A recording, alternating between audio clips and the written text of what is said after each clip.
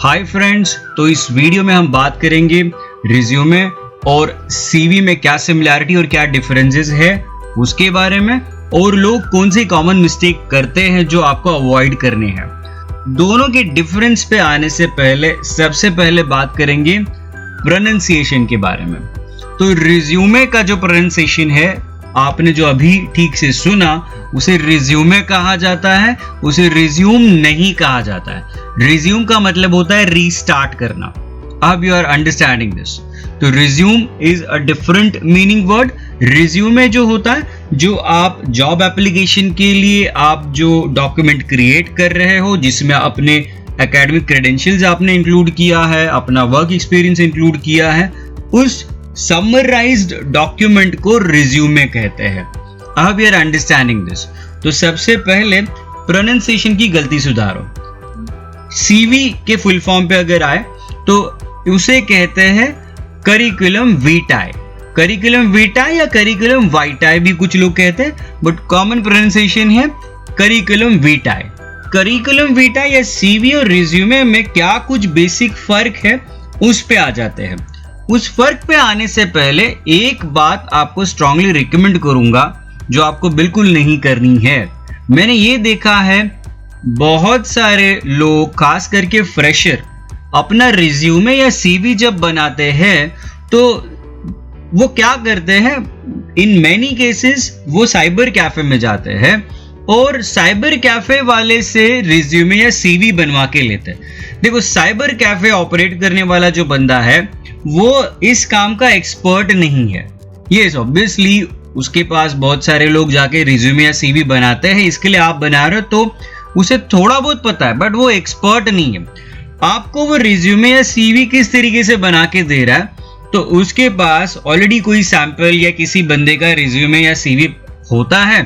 वो उसमें जाके जो नाम और एड्रेस और जो भी आपके एकेडमिक क्रेडेंशियल जैसे आपके मार्क्स वगैरह है उसमें चेंजेस करके वो आपकी डिटेल्स डाल देता है, और ये हो गया आपका सीवी या रिज्यूमे तैयार। आपको लगेगा यार इसमें अलग बड़ी बात क्या है, सब लोग तो यही करते हैं, और उसमें अलग होता क्या है? मैं कहूँगा उसमें बहुत कुछ अलग होता है, बहुत कुछ अलग किया जा सकता है। एक बात ठीक से सुन लो, आपको अपने दिमाग से अपना खुद का अलग रिज्यूमे या सीवी क्रिएट करना है। इस कट कॉपी पेस्ट फॉर्मेट में होता क्या है कि रिज्यूमे में बहुत बार ऑब्जेक्टिव्स लिखे होते हैं या कुछ और भी एक्स्ट्रा बातें लिखी होती, तो अगर उसके पास जो सैंपल सीवी है उसमें कुछ मिस्टेक्स है तो वो भी कॉपी होके एज इट इज आपके सीवी या रिज्यूमे में आ जाएंगे। ये एक पहला नुकसान हो सकता है। दूसरा नुकसान, रिज्यूमे जो होता है उसका ऑब्जेक्टिव होता है या उसमें जो डिटेल्स आप रखते हो, मेंशन करते हो, वो बहुत बार चेंज करने होते depending on the job profile you are applying for. एक सिंपल सा एग्जांपल देता हूं। उस बंदे के पास, साइबर वाले के पास जो रिज्यूमे है वो ऐसे बंदे का है जिसने टीचिंग प्रोफाइल के लिए, टीचिंग प्रोफेशन के लिए अप्लाई किया है, और वो रिज्यूमे है।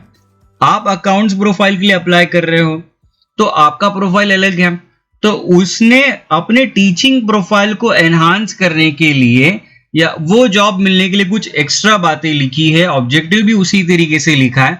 आप जब कॉपी पेस्ट कर रहे हो तो आप अकाउंट्स के प्रोफाइल में भी उसी तरीके का ऑब्जेक्टिव आपके पास आ जाएगा। जो शायद ये दो बहुत डिफरेंट जॉब प्रोफाइल है और ये गलती आपसे हो रही है। तो this is one big reason why you should not be doing cut copy paste. And in fact कोई भी एचआर है या जो भी इंटरव्यू कंडक्ट करने वाला अथॉरिटी है या जिसके पास भी ये एप्लीकेशन आप भेजने वाले हो, वो इतना स्मार्ट जरूर होता है कि कट कॉपी पेस्ट किया हुआ रिज्यूमे या सीवी आइडेंटिफाई कर ले। ठीक है, तो ये काम प्लीज आज से बंद करना है। अपने दिमाग से एक नया सीवी या रिज्यूमे बनाना है। ऑब्वियसली वो कैसे बनाना है, उसमें क्या कुछ इंक्लूड करना है, उसकी बात हम जरूर करेंगे। फिलहाल हम रिज्यूमे और सीवी का फर्क क्या है वो समझ लेते हैं। Let's come to the first big difference. तो रिज्यूमे में कभी आपके डॉक्यूमेंट के टॉप पे रिज्यूमे नहीं लिखा जाता है। अगर आपको यहां पर कहीं पर भी मिला ऊपर रिज्यूमे लिखा हुआ तो वो बहुत गलत है। रिज्यूमे के टॉप में कभी भी रिज्यूमे नहीं लिखा जाता है। रिज्यूमे का स्टार्ट जो होता है वो आपके नाम से होता है। ठीक है, अगर रिज्यूमे लिखा हुआ है तो समझ लो आपका एप्लीकेशन आगे शायद उसके पास बहुत सारे एप्लीकेशन आए हैं ना, तो वो पढ़ेगा भी नहीं कि आपका एकेडमिक क्रेडेंशियल कितना अच्छा है, आपके पास क्या कुछ वर्क एक्सपीरियंस है। तो प्लीज ये एक बहुत बड़ी गलती जो नहीं करनी है। आप चाहो तो गूगल सर्च भी कर सकते हो।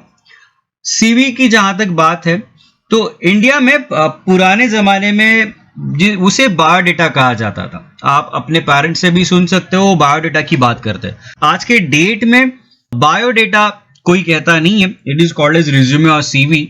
और सीवी जो है ये थोड़ा बहुत पुराने जमाने के बायोडेटा से मैच करता है, लेकिन उस बायोडेटा का ये इम्प्रूव्ड वर्जन है, ऐसे आप कह सकते हैं। तो सीवी में इंडिया में खास करके आपको दिखेगा कि टॉप में करिकुलम विटाe लिखा होता है, जो रिज्यूमे में नहीं होता। तो ये एक बड़ा फर्क है। दूसरी बात पे आ जाते हैं, करिकुलम विटाe का लेंथ कितना होता है और रिज्यूमे का लेंथ कितना होता है।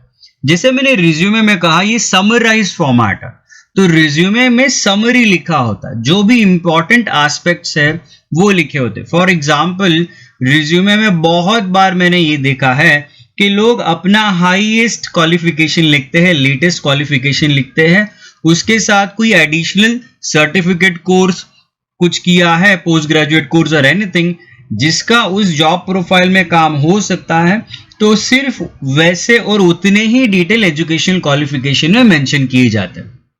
ये एक तरीका है। और रिज्यूमे में बहुत बार लेटेस्ट क्वालिफिकेशन से स्टार्ट होता है। जहां तक सीवी का सवाल है, आई हैव सीन लोग अपने SSC, HSC, graduation, post graduation सारे डिटेल सीवी में लिखते हैं। तो सीवी एक थोड़ा लंबा होता है या लंबा किया जा सकता है। रिज्यूमे में इट इज स्ट्रांगली रिकमेंडेड कि आप अपने स्कूल के या 12th स्टैंडर्ड के डिटेल्स मत एंटर करो। खास करके चलो अगर आप फ्रेशर हो तो लिख सकते हो, लेकिन एक बार आपके पास 2-3 साल का एक्सपीरियंस आ गया तो उसके बाद आपको 10th स्टैंडर्ड में कितने मार्क्स थे या 12th स्टैंडर्ड में कितने मार्क्स थे उसका कुछ लेना देना नहीं होता है, वो उतना इंपॉर्टेंट फैक्टर नहीं बचता। You can avoid that. But CV में many time yes people do write all the things. ये एक फर्क हुआ। दूसरी बात, सीवी में आपको ये भी नजर आएगा कि जो भी एकेडमिक डिटेल्स या एजुकेशन क्वालिफिकेशन की डिटेल्स है वो असेंडिंग ऑर्डर में, मतलब पहले एसएससी के डिटेल्स लिखे होते हैं, कितने मार्क्स मिले हैं, कौन सी यूनिवर्सिटी से किया है, उसके बाद में एचएससी के डिटेल्स होते हैं, उसके बाद में ग्रेजुएशन के, ये ऑर्डर में लिखा होता है। और रिज्यूमे में ये उल्टा ऑर्डर होता है कि लेटेस्ट क्वालिफिकेशन से स्टार्ट होता है, मतलब आपका पोस्ट ग्रेजुएशन या कोई सर्टिफिकेट कोर्स किया या ग्रेजुएशन का मार्क्स कितने हैं वहां से लेके स्कूल डिटेल्स तक ही जाता है। So this is one more difference. CV का लेंथ कितना होता है, तो सीवी का लेंथ बहुत बार 2 पेजेस से ज्यादा तक जाता है और आई विल रिकमेंड कि 3 पेजेस तक उसको लिमिट करो। उससे ज्यादा लिखोगे तो उतना पढ़ने के लिए वक्त नहीं होता है। तो लेकिन सीवी का लेंथ बहुत बार 2 से 3 पेजेस का हो सकता है। जहां तक रिज्यूमे का सवाल है, तो रिज्यूमे का लेंथ इट इज रिकमेंडेड कि ज्यादा से ज्यादा 2 पेजेस, 1 से 2 पेजेस के अंदर आपको अपना रिज्यूमे खत्म करना होता है। So this is a difference in terms of the length of the content. तो तीसरा जो डिफरेंस है वो ये रहेगा, सीवी नॉर्मली सेम रहता है, मतलब आप कौन से भी पोस्ट के लिए अप्लाई करो, आप उसमें जो सारे डिटेल्स डाल रहे हो वो तो ऑलमोस्ट सेम रहेंगे। तो आपका वर्क एक्सपीरियंस हो या एकेडमिक्स हो, उसमें जो एक्सप्लेन करने का तरीका होता है वो सिंपल होता है, उसमें कोई बड़े चेंजेस नहीं आएंगे। लेकिन रिज्यूमे की बात करें तो रिज्यूमे आपको जैसे जैसे आपका एक्सपीरियंस बढ़ेगा, आप जिस पोजीशन के लिए अप्लाई कर रहे हो अकॉर्डिंगली आपको रिज्यूमे के ऑब्जेक्टिव्स चेंज करने हैं, वर्क एक्सपीरियंस भी चेंज करना है। इसका अगर एग्जांपल दूं तो ऑब्वियसली रिज्यूमे में ऑब्जेक्टिव लिखा होता है, ये आपको सबको पता होगा। नहीं पता है तो ऑब्वियसली आगे के डिस्कशन में, आगे के वीडियोस में ये सब क्लियर हो जाएगा। तो ऑब्जेक्टिव जो है वो जॉब प्रोफाइल को मैच करने के हिसाब से लिखा जाता है, लेकिन सीवी में ऑब्जेक्टिव ऐसा कुछ होता ही नहीं, वहां पर कुछ लिखना नहीं होता है।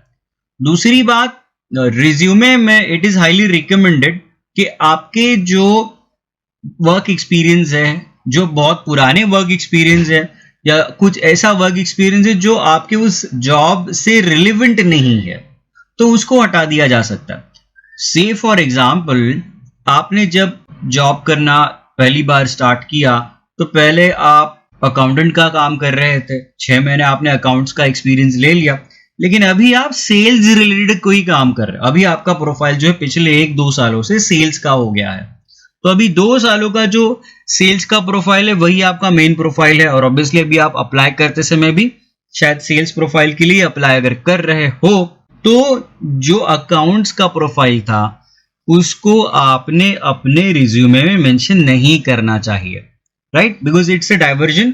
दूसरी बात, समराइज फॉर्म में यार उसका कुछ लेना देना है भी नहीं, बिकॉज आपके जो जॉब एप्लीकेशन है, जो पोस्ट है, उसमें उसका कुछ ज्यादा काम भी नहीं है।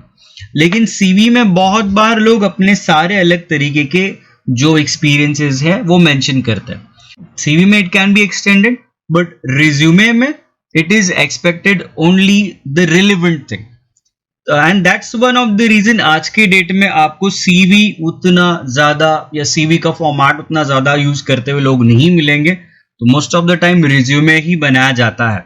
बट जो फ्रेशर कैंडिडेट है उनको मैं रिकमेंड करूंगा कि आप सीवी यूज कर सकते हो, आप रिज्यूमे भी यूज कर सकते हो, but fresher candidate can use CV because उसमें लेंथ बढ़ाने का चांस आपके पास थोड़ा होता है सीवी के फॉर्मेट में। तो I hope with this CV और रिज्यूमे का जो फर्क है वो आपको क्लियर कर दिया है। तो अगले वीडियो में हम सीवी किस तरीके से बनाया जाता है उसका मैं एग्जाम्पल भी आपको दे दूंगा, और सीवी में जो मोस्ट कॉमन मिस्टेक लोग करते हैं जो आपको अवॉइड करने हैं वो भी उसी सैंपल रिज्यूमे में आपको मैं बता दूंगा।